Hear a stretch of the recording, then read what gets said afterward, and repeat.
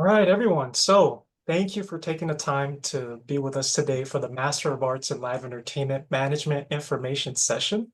We have a lot of exciting content to cover, but before we start, I wanted to introduce myself. My name is Omar Perez. I'm an online enrollment advisor for You Online. I cover all of the graduate programs that we host, and more specifically, focused on assisting our amazing prospective music students with the admissions process.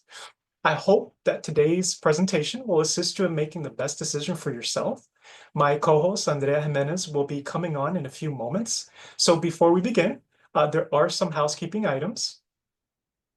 The info session will be about 45 minutes long, and it is being recorded. So no worries if you need to leave early or anything like that. You'll be sent a copy via email. And also, we want to make sure that the content's relevant to you. So if you have any specific questions for our panelists, please feel free to utilize the Q&A feature at the bottom. And with the program at a glance, it's 10 courses in total. 5 of those are required courses, and then the other 5 are ones that you would pick from an elective list. Each class is 7 weeks long. The way that it's paced out is that in a 15-week span, you take one course, then have a 1-week break, and then take the next one. So that's 2 per semester. At that pace, you finish the program in 20 months. You'll see, of course, that it is accredited. There isn't any type of testing requirement. And at the end, there is a final cumulative exam. So now I'm thrilled to introduce my incredible co-host, Andrea Jimenez. Take it away, Andrea. Thank you, Omar. Welcome, everybody. Thank you so much for taking time out of your day to spend with us here. I'm really excited to introduce our incredible panel. We have our program director, Gary Wood, one of our incredible professors who he teaches one of the core classes in this degree, as well as others, our marketing, if you will, guru, Guillermo Page. And then we have a current student, Grace, fantastic individual, and Angeli, who's one of our alumni of this awesome program, joining us today. And we're going to get into some questions now. So in terms of questions, let's start intros. Gary, can I ask you to please unmute and go ahead and talk to the audience about a bit about your role here at the Frost School and the program and yourself. Well, thank you. It's great to be here and always look forward to these sessions and meeting new people and sharing great information. Yes, I'm Professor Gary Wood, and I'm the director of the Live Entertainment Management degree program, and very excited to do that. Been doing it for 12 years now, and been involved in the online version almost all that time, and have come across remarkable students, which I cannot speak highly enough through all that time. But the program is really, I just want to be clear about the program. Live entertainment is, as all of you know, is an incredibly volatile, dynamic industry that's changing every day. I mean, 2025 is so different than 2015. And so the program evolves with that. We try to be at the front of what's happening in the industry today. We definitely talk about historic best practices because some of that doesn't change. But for the most part, this is a program about the here and now, how to make great things happen up on stage or whatever the location might be. So we really embrace the concept of live entertainment. And again, very proud to be part of delivering this program to you. Thank you for that, Gary. Guillermo, go ahead and unmute yourself. Let's hear a little bit about your role within the program, within the Frost School of Music, and your background. All right, thank you, Andrea. So my name is Guillermo Page, Professor Page. I'm the Assistant Director of the Music Industry Program, so we're kind of siblings in this process. And I teach a couple of our classes in the program. One is a required one, the Marketing in the Music Industry, where we're going to talk about all the elements necessary to, have a proper marketing process in whatever project you're going to work on. And I also teach a course called Analysis of Advanced Topics in the Music Industry. And it's very interesting because we are at the forefront of what's happening out there. We will talk about topics related to AI, about creating musical experiences in the metaverse, how intellectual property has to deal with all of those things. So those are 2 courses that I feel are very relevant and they're very up to date with what's happening in the market. So that is what I do for this market in particular. My background is in the music industry. I've been working for major record labels for the last 30 years or so. And I remain active as a consultant to record labels, artists, and songwriters. So I'm a very active professor. So I'm very glad to be here tonight. And if you have any questions, I'll be more than happy to answer them. Thank you, Guillermo. So Grace, I'm going to ask you to come off mute for me, one of our current students and soon-to-be graduates later this year. Please share your background, tell the folks a little bit about yourself, and then Angeli, I'm going to kick it off to you. Go ahead, Grace. Hey everyone, my name is Grace Ober. I'm a current student in live entertainment management, which I started back in spring of 2024, and will be graduating, I believe, next spring. Currently, I work as a programming administrator at ArtsQuest in Bethlehem, Pennsylvania. Thank you for that, Grace. Go ahead, Angeli.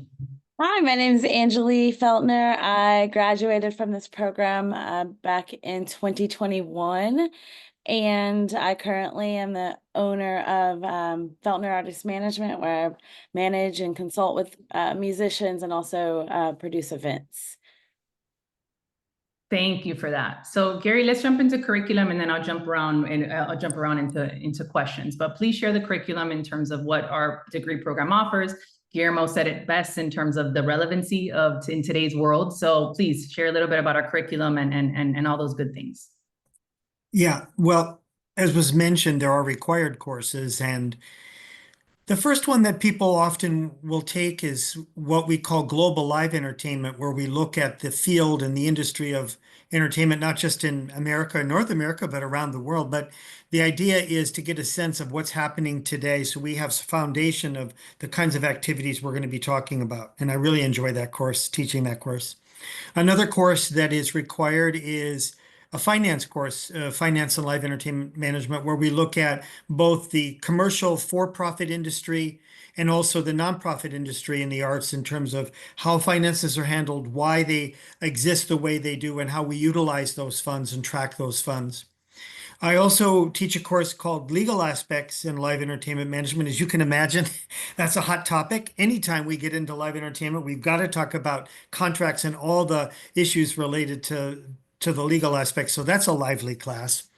And then also there's a course, the course that Guillermo teaches is in the marketing in the music industry. And then the other remaining course is what we call an 800 level course, which is typically either a practicum or a project that culminates your experience in the degree program. And from there, you can launch off to various different electives that are offered to you based on your interest. Maybe you want to expand into a new area, or maybe you want to dig into something more deeper that you already are a fan of. So that's generally how it's laid out. And you'll see me and hear from me a lot during the course of the degree, and I'm excited to work with you. Thank you for that, Gary. Guillermo, since Gary touched upon the curriculum a bit and one of them being your courses, I know you gave us a little bit of background, but can you get a little bit more into what exactly, like marketing, how relevant it is? And then I'm going to jump over to Grace and Angeli. Sure, absolutely. I think that one of the things that you're going to learn in this program in terms of the marketing side is that you're going to learn all the basic elements of marketing, basic concepts of marketing, and how we apply those to music-related entities, in this particular case, live entertainment. One of the objectives of the course is to put together your own marketing plan. So, the first modules, you're going to learn all the concepts and how everything's going to be, laid out, and then you build that plan as the course moves along, and you eventually get to present your plan via video. So it's a great experience, and it's basically an excellent way to apply marketing concepts to the live entertainment industry. So it's a great course from that perspective, and it stays at the forefront of the industry in the sense of all the concepts and the applications of those concepts. Thank you for that, Guillermo. Angeli, I want to kick it off with you. in terms of your alumni perspective. So let's stay with the courses topic. Any that jumped out at you while you were in this program that you enjoyed, and any that you've actually been able to see and take with you in terms of the learnings and apply it to your professional role right now in the industry. Yeah, I was thinking about the curriculum I took and Dr. Wood talked about the legal aspects.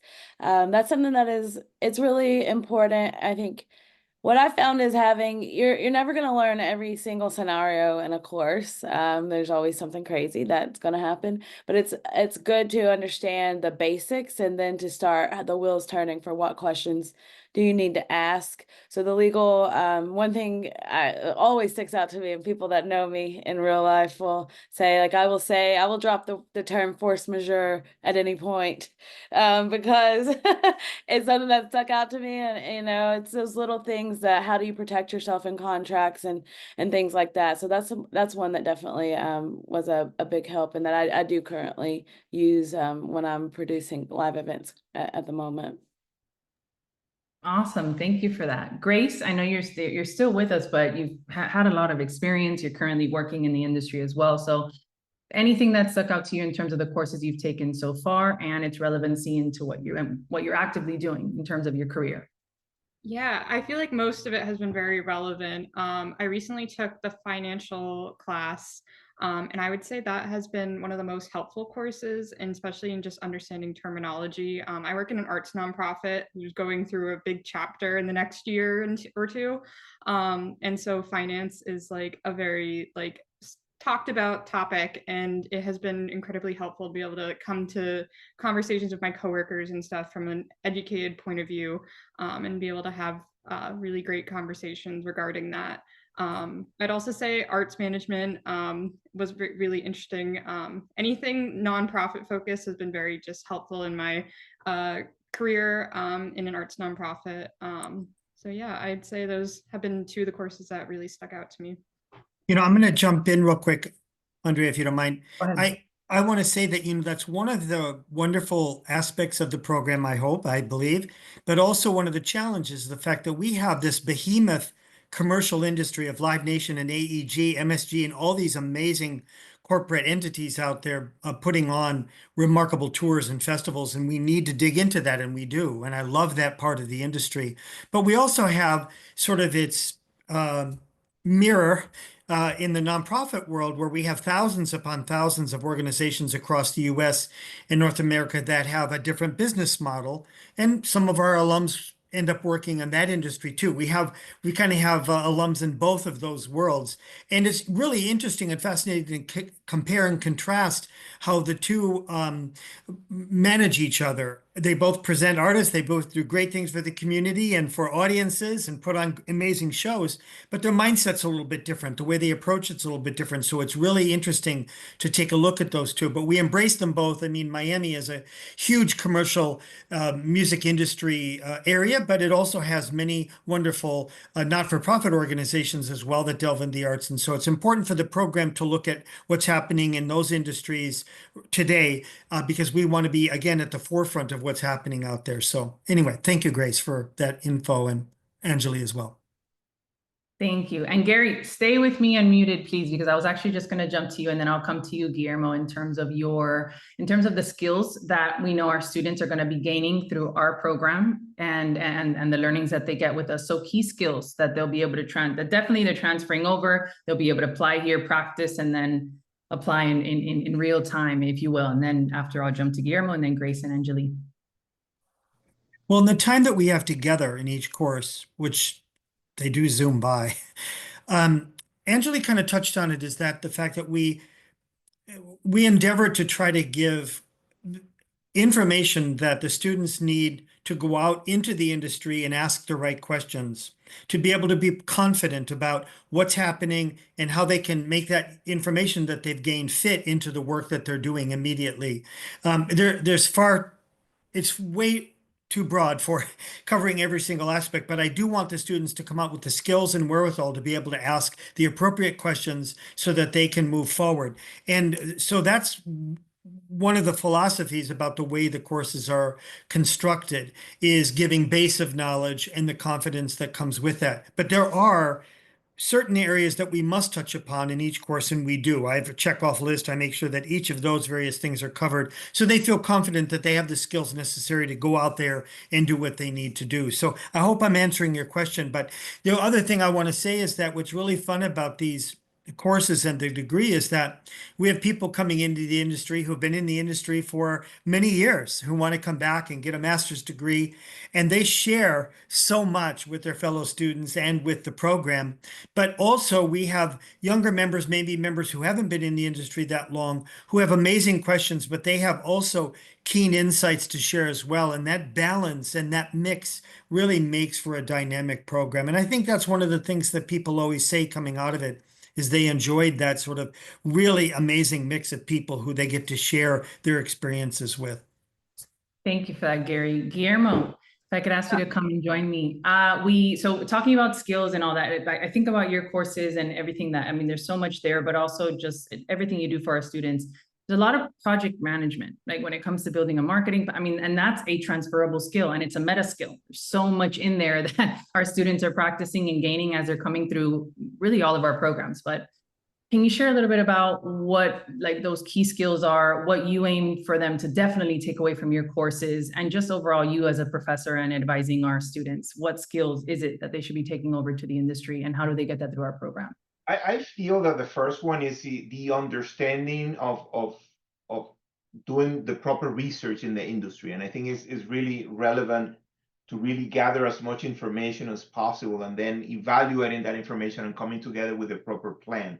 One of the skills they're going to learn when they develop their own marketing plan is the process of developing the plan. How do you do the research? How do you prepare and create a plan? How you use the different tools that you learn throughout the course to assemble that plan, and ultimately how do you evaluate the results of that plan via the analytics, because we live and die by analytics in our industry. So those are things that students get from our courses. Another interesting aspect that we have in the two classes that I have is the certifications. We have built in the course certifications to learn to use Google Ads, which is the platform used to set up and do advertising via YouTube, for example. Some of our students on campus and online, they start running their own campaigns because now that they're certified, they understand the process and they start testing the waters and understand that it is really simple to do when you have all the skills to do it. And you will get those skills as you go along throughout the course. So I think that is extremely relevant once you leave the program and you go into the real world, because you take all that experience with you, and it's an excellent starting point for whatever you end up doing in your career in the field of marketing for live entertainment.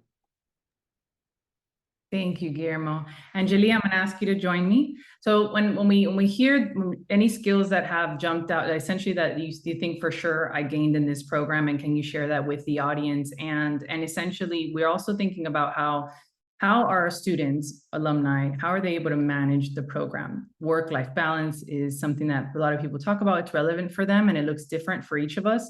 So talk about your ability to balance going to school, tackling this, and then working professionally. How were you able to do that? And as it pertains to skill set. So I'll start with working the work-life balance of the program, and just balancing even the decision on when to go back, when to go to grad school, because traditionally I don't think everybody follows the graduate to grad school path. There's working in between. Some people do. So for me, I knew that was the path I personally wanted to take, because I just know the value in networking in school and the opportunities you get in school. And there's just a dedication you give to yourself with that investment that you're saying, hey, I'm taking this time to invest in myself. So when you're looking at it as an investment in yourself, the way that you manage the program really is about how am I going to get the most out of this, as opposed to just trying to get the program, get the degree, and say I did it. So that really makes the difference. And so I had to be realistic with what else I was balancing, right? I think it's attainable for everybody, but you have to just be honest with yourself. For me personally, I didn't have kids, but I had pets and a full-time career. I was learning the corporate world with a brand I'm not with at the time, but I was with for 8 years. And so to be able to manage a full operation that's with the public, as you know, is challenging. And then to just find the time to carve out to study and invest in yourself can be challenging. So what I really wanted to assess is, yes, the program can be done in a certain amount of time, but what's the time look like for me so that I can actually take in the information, ask the questions, network, and use the program to work to my advantage. So I took one course at a time. And so for me, one course at a time was the right process, because I was able to take in everything. And then that allowed me to really focus in on those skill sets that I personally knew that I needed more growth in. So, there was things that I had learned in business school that I didn't need, but there was a lot of things that I still needed help with. So identifying those and then being able to have the conversation with the people in the program, because they have way more experience than just the class they're teaching. So it really, I think at the end of the day, is about how that you approach things and what you want to get out of it, and how you have those communications and how you set up your time to know what you can do and what you can't, and then plan around that schedule. If I can just jump into that too, thank you for that, Anjali. I want to say that from my vantage point, what I've discovered about these courses and the students that take them is that I don't know if my colleagues here would agree, Anjali and Grace, but I try not to make it overly taxing in terms of the quantity of work required. I'm tempted, but what I'm really after is quality, because I feel like the response I get from the students is that if they have the time sufficient to write an essay or to create a project or whatever it might be, they really create something that is remarkable and special. And maybe if there's an issue, I may send it back to with suggestions for edits. But my dream is that students come in and come out and then leave the course with a sense of what they contributed was of excellence, and not just scrambling to get stuff in. So sometimes it takes a little longer, sometimes things happen faster, but the collection of things that I have now in the program's roster of the work that has been submitted is absolutely stellar. And I think I hope the program focuses on quality over quantity, giving the students an outlet to express their professional points of view in a way that has meaning for them and something that they're proud of. And I do believe that that's a hallmark of the program over its many years now. I want to jump in here, because also there's one very important aspect of the program is we all have office hours during our regular classes. And the students that get the most out of those classes is the ones that show up during the office hour, because it's a full hour that you get to talk to an expert, the instructor of your class, and you can ask anything you want related to the class, to a project that you're working on, anything. You get a full hour, you can ask anything you want. And that gives you an opportunity to help put everything into context, because the material in the modules is great. All the information is very well laid out, and you're going to get the most out of it. But the icing on the cake is when you take advantage of the office hour time, because that contact hour that you have, if you're able to attend 1, 2, 3 sessions, all of them will give you something extra that trust me, you will understand it the moment you start having those conversations with the instructor. And it's something that I truly recommend to all students to take advantage of the office hours. Guillermo, thank you for that.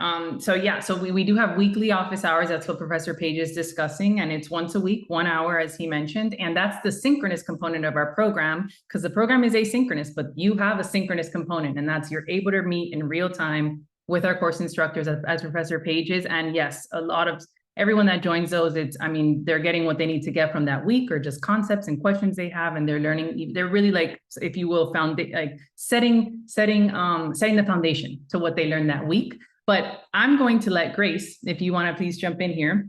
Can you please share live with our audience what your experience has been as it pertains to those office hours, if you've been able to join? I know you're working full time. And also, we have a Q&A question, which is relevant because I was going to ask you. Working full time, are you, and this is from Stephanie. Thank you, Stephanie, for the question. Are you able to work full time while completing this degree, or are classes at specific times? So I answered that they're asynchronous. Classes are asynchronous. There isn't a specific time, but you have your expectations you need to meet in that 7-week course window. That is 100% true, and weekly expectations.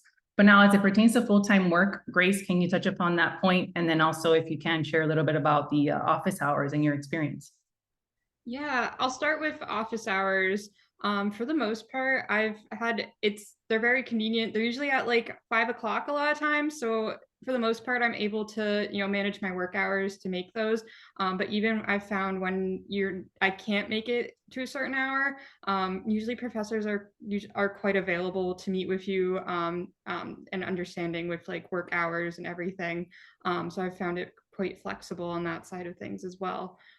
In terms of work hours and taking classes, I work full time, usually about 40 hours a week. I also work shows as a promoter rep at the venue that I work for.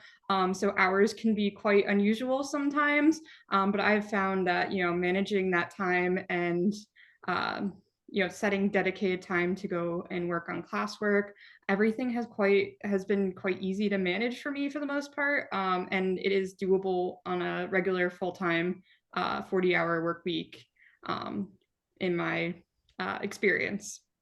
I'll say too that Grace, kind of off Guillermo's point, Grace has been really good about seeking out extra questions and extra help. I can't always immediately respond, but we find a time to chat so that I can make sure that whatever it is that she's asking, and to be honest, every time her question is so very helpful because I'm looking at it from an instructor point of view, and I'm not really looking at it I try, but through a student's eyes. And so she has really discerning questions about why are we doing this or what's that? And it really helps me to clarify for her and for everybody exactly what's going on. And so, yes, there are set office hours. I typically offer 1 or 2 special sessions that people can come in on for topics and so forth. But I will also try to respond to inquiries whenever I can along the way, because I know that these are good questions and they deserve my attention. So I want to add that little bit in there too. And Julie, I wanted to ask you to come on and just, if you have any insight, you mentioned taking 1 class a semester, and that was very good for you. Is that how you were able to manage your full-time load and what you were doing at the time? If you could just shed a little extra light on that, and then I'm going to get to the Q&A from Dennis Perez. Yeah, that was just for me personally at the time. It was a difficult decision because I'm by nature an accomplisher. I like the feeling of getting things done, and I like to be great at what I do. So I had to really balance out. It wasn't just working full time. I was also worked full time. I was taking this, but it was also COVID. And I worked in the public during that time, which was a crazy time to decide to go back to school. But it was kind of one of those things I knew I needed to do. So yeah, it was looking at all the aspects, and while it was manageable, certainly to do more, I knew for me, and you just have to be honest with yourself, your time, what how long can you spend, and so for me that was 100% the best practice, and I actually told my advisor 2 classes.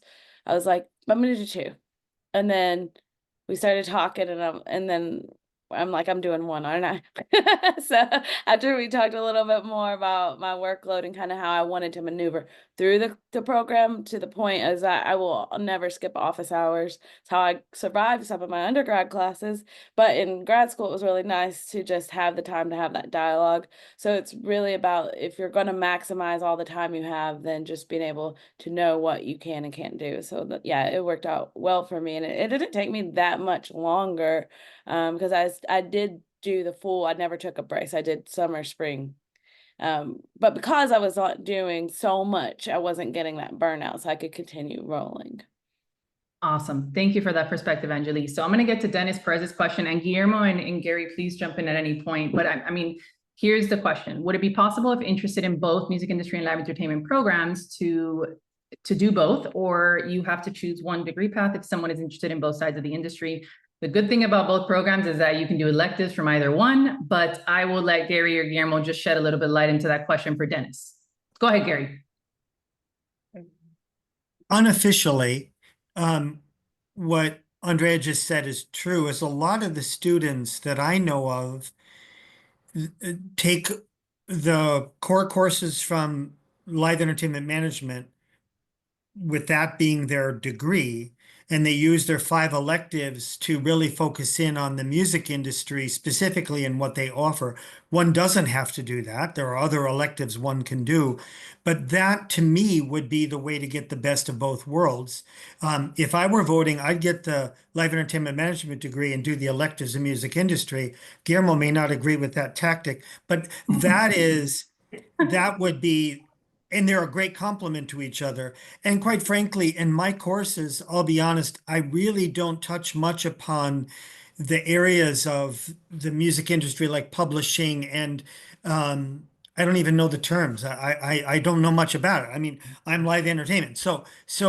But you can get the best of both worlds in attacking it that way. And I think letting me know if I'm the advisor and letting everyone know that that's what you're attempting to do, that's a great way to go about it. So that's my immediate answer. I can't get into all the technical. I'll let my experts do that, but that would be my general answer to how to make that happen.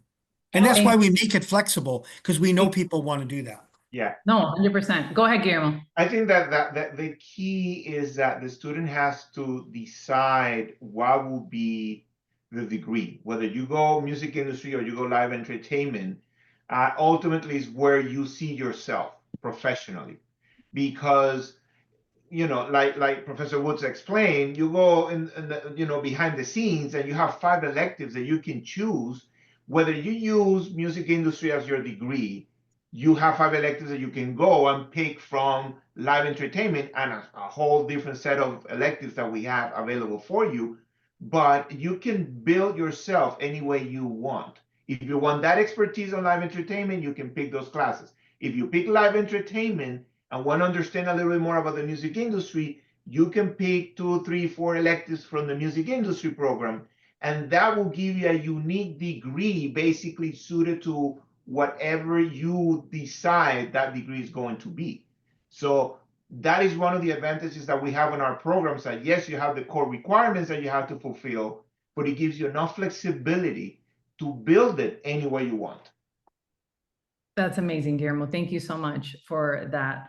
So we have a question from Julia, Werner, and Omar. I'm coming to you soon. I want to be mindful of everyone's time, and thank you for being with us again, audience and alumni and student and all that. What does the advising system look like? So it looks like Julia, it came in right after you talked, Grace, about Angelia, about talking to your advisor and all that.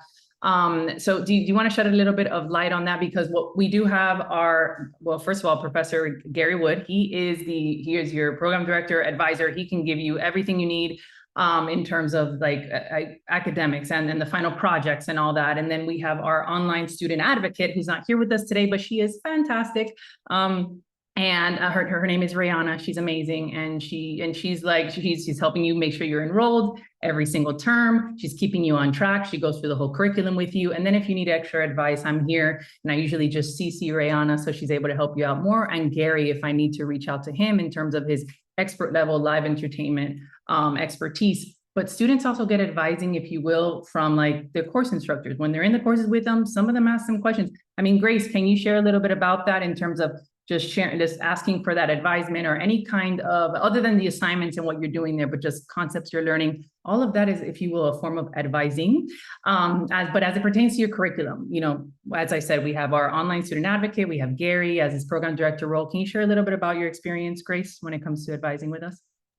Yeah, I think for the most part, it's been really great, especially when talking with professors and everything. Like, you can always go to office hours and ask questions that are professional related, and ask. I know a lot of the topics I've been talking about is professional development and figuring out even stuff outside the course that I can even do.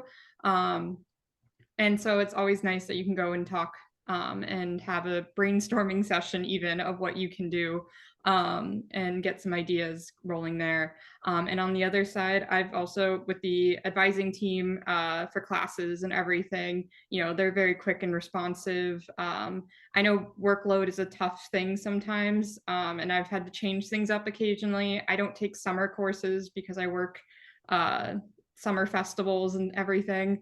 And everyone's very quick to respond and be of help and to give you the directions of what you need to do next, and to give you guidance. And I've found that you typically are only waiting less than 24 hours to get a response from someone. Thank you for that, Grace. Gary, I'm gonna shoot it over to you. So, and this will be last question because I know I'm on time. Omar, thank you for your patience always.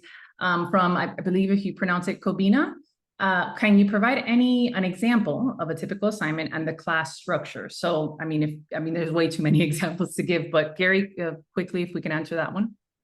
Yeah, as was mentioned, there are 7 modules and there are units within each module.